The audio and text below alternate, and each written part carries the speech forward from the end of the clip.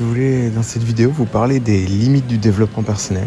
Alors, ça fait à peu près 10-15 ans que j'en fais énormément, comme beaucoup de gens, comme près d'1 milliard de personnes, je pense, au moins, au bas mot, avec la naissance de l'Internet 2.0. Je pense que ça a vraiment démocratisé le développement personnel, qui était quand même une niche dans les années 90, voilà, avec les Américains, des gens comme Tony Robbins qui sont devenus mainstream mais qui étaient pas encore très connus en Europe, surtout chez les Français, en France, dans le monde francophone.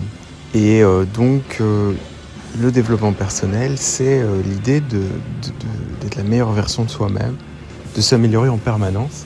Alors la limite de ça, c'est que ça vient de psychologie comportementale américaine, et l'idée, c'est de toujours avoir une pensée positive, essayer de percevoir des choses, contrariantes qui vous arrivent comme quelque chose, comme un challenge et pas comme un échec. C'est très très bien.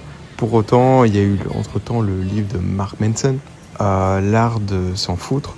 Et il explique que justement, ressentir parfois de la tristesse, de la négativité, c'est aussi normal, ça fait partie d'une vie humaine, et qu'en fait la refuser, c'est la faire revenir au galop,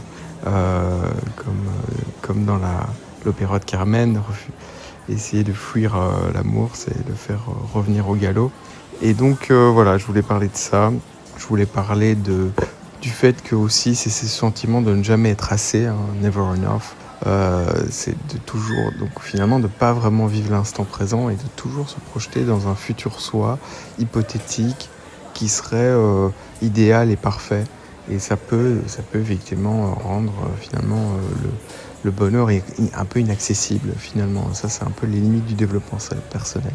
Pour autant, s'améliorer aussi bien physiquement, spirituellement, voilà, se challenger, sortir de sa zone de confort, c'est quand même la base. Et je crois que ça doit être fait par une volonté propre qui n'est pas liée trop à une norme sociale.